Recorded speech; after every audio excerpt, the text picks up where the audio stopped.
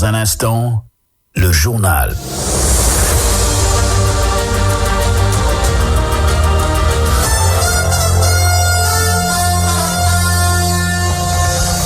Hussein Midi. Le 12-30.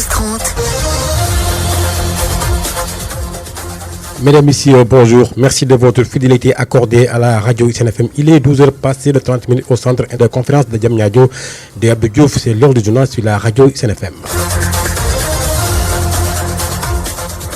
La 4e édition du dialogue national est ouverte ce mardi, une occasion pour son Excellence Bassirou Diomaye Diakhar Faye de réitérer la période élevée accordée à la concertation comme mode de bonne gouvernance des affaires publiques. À suivre des extraits de son discours d'ouverture dans ce journal. Et puis, dans la commune de Kermadiabel, le torchon brûle entre le collectif pour la défense des intérêts de la dite commune et la société Flexo. Le collectif est amené à sa énième manifestation pour dénoncer la mauvaise gestion de l'eau. Vous aurez les détails dans ce journal. L'actualité internationale sera avec Mamadou Ndiaye et le sport en fin d'édition. Voilà pour le sommaire. Les détails dans un bref instant.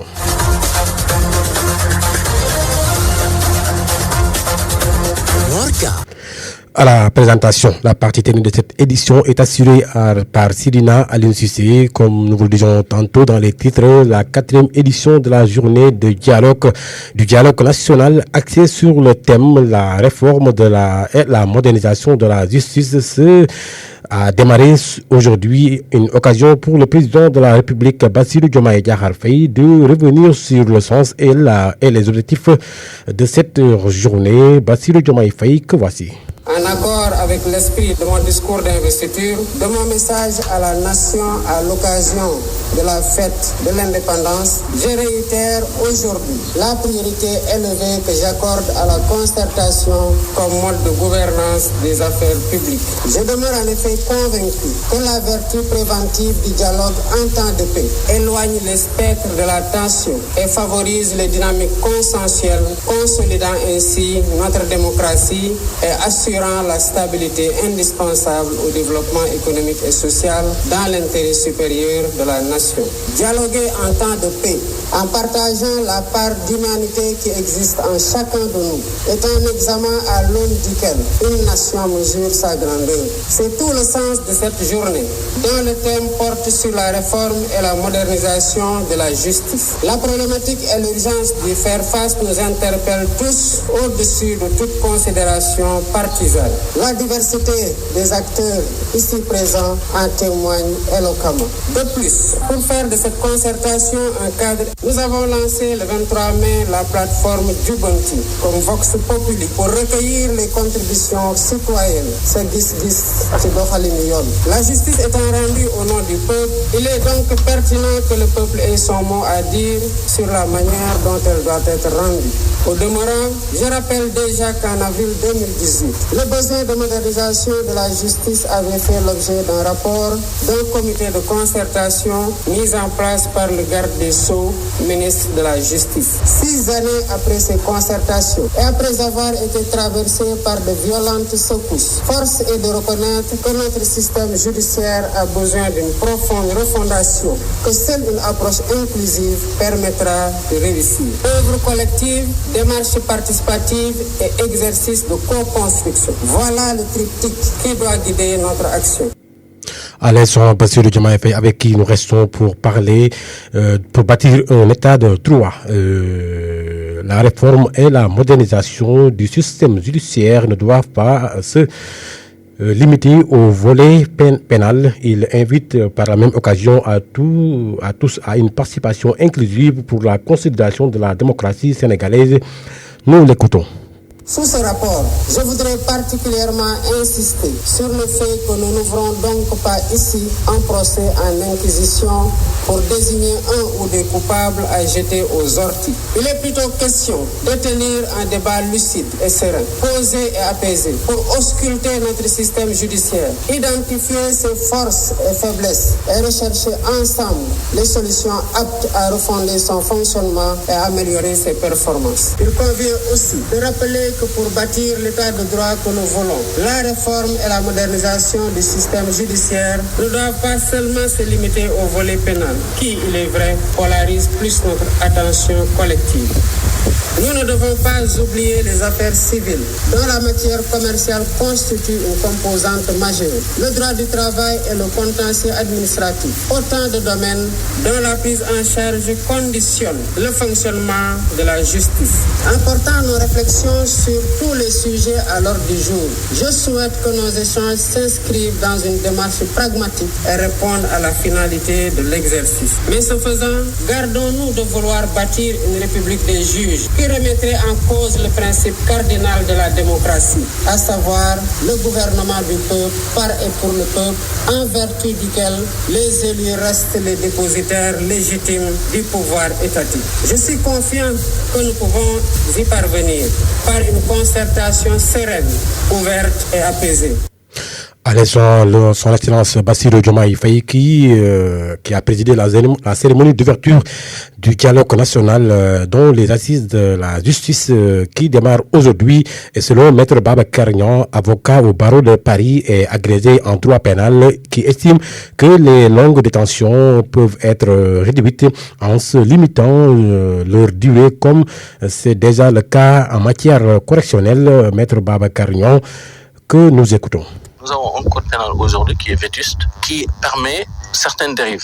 Les longues détentions en soi ne sont pas tolérables. En matière criminelle, on peut être détenu, mais de manière illimitée. Ça, c'est pas juste. Il faudrait qu'on limite le nombre d'années ou de mois de détention préventive. Et que par ailleurs, ce qu'il faudrait aussi relever, au-delà de la détention provisoire longue, c'est aussi les conditions de la détention même qui sont horribles. Il y a certaines prisons qui ne ressemblent plus à rien, qui sont contraires à la dignité de la personne humaine. Ça aussi, ce sont des choses qu'il faudrait aborder, qu'il faudrait mettre sur la table. Donc les longues détentions, il y a moyen de lutter contre en faisant de sorte que les détentions en matière criminelle soient limitées, mais aussi peut-être en créant un juge des libertés de la détention ou une institution qui ressemble pour pas envoyer une personne qui n'a rien à se reprocher en détention et l'oublier en détention. C'est ça qui nous pose problème souvent. Les dispositions du code pénal des articles 55 à 100 et 255 qui sont relatives aux infractions politiques, mais aussi l'article 139 qui oblige de placer un mandat de dépôt, ce sont des dispositions qui sont à supprimer puisque ce sont des dispositions qui entraînent des mandats de dépôt systématiques. C'est-à-dire le juge d'instruction va vous dire clairement, voilà, le texte dit clairement que si le procureur de la République, par des réquisitions motivées, vise ces infractions-là, le juge d'instruction n'a pas le choix que de placer ce mandat de dépôt. C'est un mandat de dépôt systématique. Ce sont des dispositions qu'il faudrait supprimer.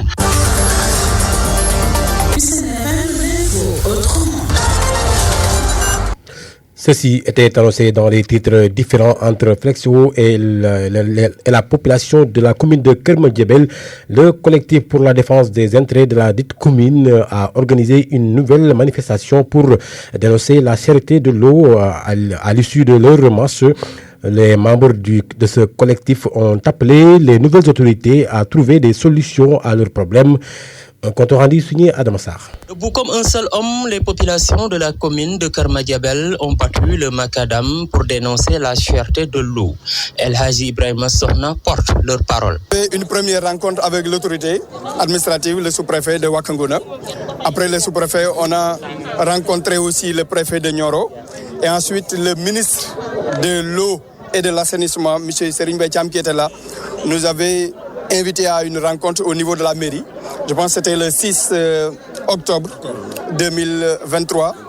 On était là-bas au niveau de la mairie de 17h jusqu'à 23h pour essayer de trouver un terrain d'entente. Mais malheureusement, ce qu'il nous avait promis, il n'avait pas fait. Raison pour laquelle nous aussi, on avait jugé nécessaire de continuer le combat. Bon, les populations avaient refusé de payer leurs factures. Bon, Flexo aussi avait jugé nécessaire de couper les compteurs. C'est pour cela aussi, depuis le 16 janvier, on est dans cette situation-là. Face à cette situation, El Hadji Ibrahima Sohna appelle les nouvelles autorités étatiques à agir. Confiance aux nouvelles autorités parce qu'on a entendu parler monsieur le ministre en charge de l'hydraulique et de l'assainissement. Par ailleurs, le Premier ministre, M. Ousmane Sonko, avait dit clairement qu'il a donné des instructions fermes au ministre pour qu'il fasse l'audit de l'eau au Sénégal. Même le ministre en personne avait dit qu'il allait venir ici à Kermadiébel pour s'enquérir de la situation. On l'attend pour lui donner vraiment ce qu'on a sur la documentation qu'on a par rapport à l'eau de Kermadiébel. Très en colère, ces populations menacent de passer à la vitesse supérieure si leurs revendications ne sont pas prises en compte.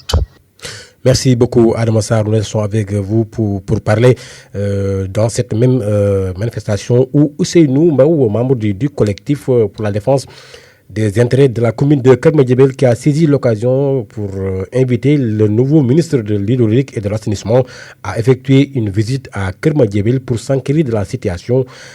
Nous l'écoutons. Situation déplorable, catastrophique.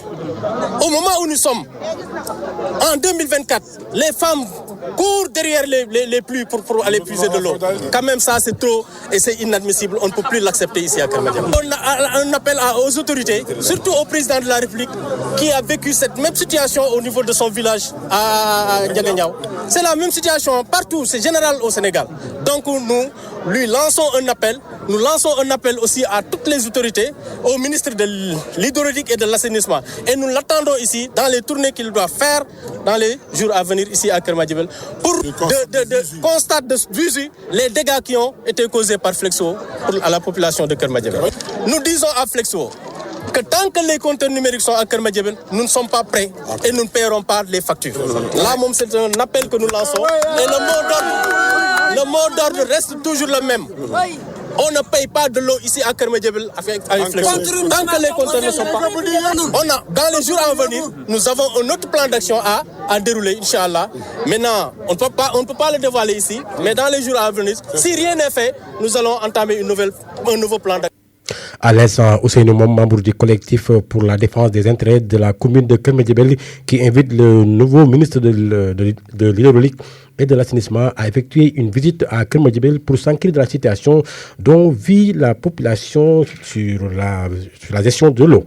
Nous parlons de la santé. Le ministre de la Santé et de l'Action sociale, Ibrahima Sy, a souligné aujourd'hui à Genève l'urgence de mettre en place un mécanisme de financement accessible, flexible et répondant aux besoins des pays sur l'impact multidimensionnel des changements climatiques sur la santé en Afrique. Un tel mécanisme permettrait de développer des actions contre les effets du changement climatique sur le système de santé, a-t-il indiqué en marge de la 77e Assemblée mondiale de la santé sur le thème « Un monde mobilisé pour la santé pour tout le monde ». L'actualité internationale sur la 97.1 FM. Nous accueillons Mamadou Ndiaye pour les actualités internationales. Bonjour Mamadou Ndiaye. Bonjour Kamaka.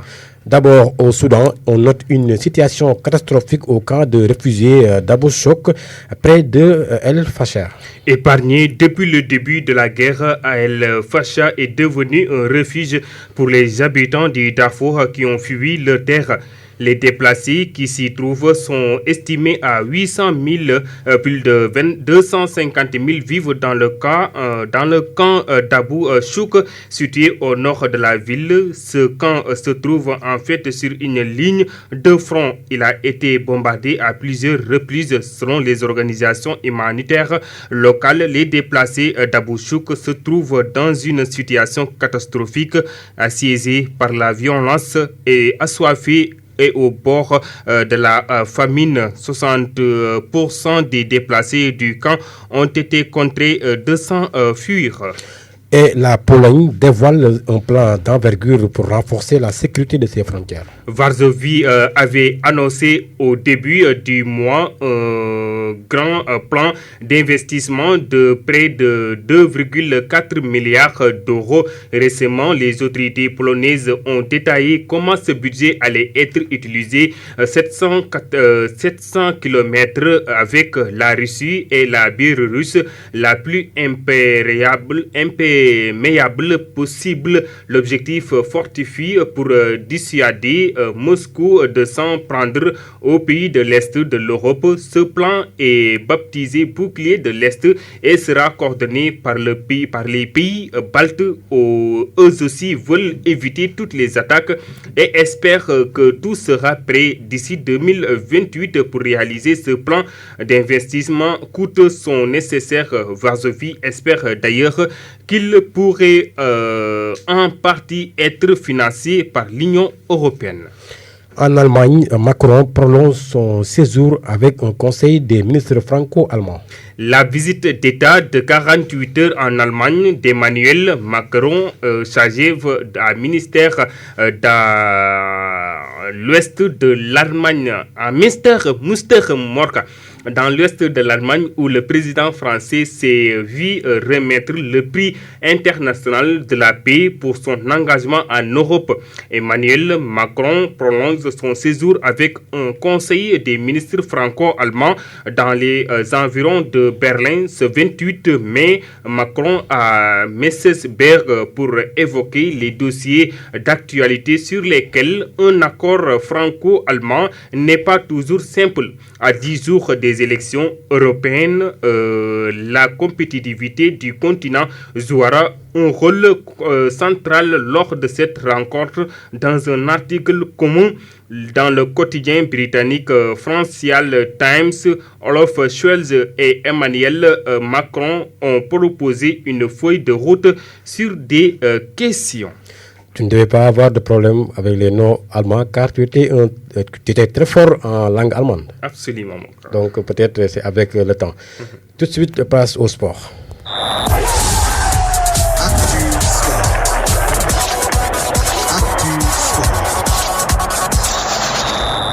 Sport, championnat national 1 sénégalais, hier assure de Ziguinchor a été battu dans sa pelouse sur le score de 4 buts à 1 face à l'ASC Kaffrine. L'ASC Kaffrine occupe désormais la deuxième place qui a assuré sa montée en Ligue 2 avant la dernière journée. Football féminin tournoi UFOA U20, le Sénégal s'est imposé hier 4 buts à 0 face à la Guinée et décroche son ticket pour la finale du tournoi dont il est le pays hôte. C'est tout pour ce journal. Tout de suite le rappel des titres. Morka.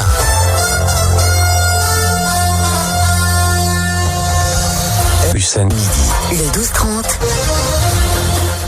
La 4e édition du dialogue national est ouverte ce mardi, une occasion pour son Excellence Bassirou Diomaye Diakhar Faye de réitérer la priorité élevée accordée à la concertation comme mode de bonne gouvernance des affaires publiques. Vous avez écouté ces propos lors du discours d'ouverture dans ce journal. Et puis, dans la commune de Kermadjebel, le torchon brûle entre le collectif pour la défense des intérêts de la dite commune et la société Flexo. Le collectif en est à sa énième manifestation pour dénoncer la mauvaise gestion de l'eau.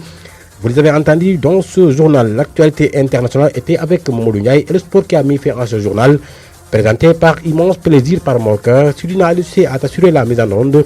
Bonne suite de nos programmes sur la compagnie de UCNFM.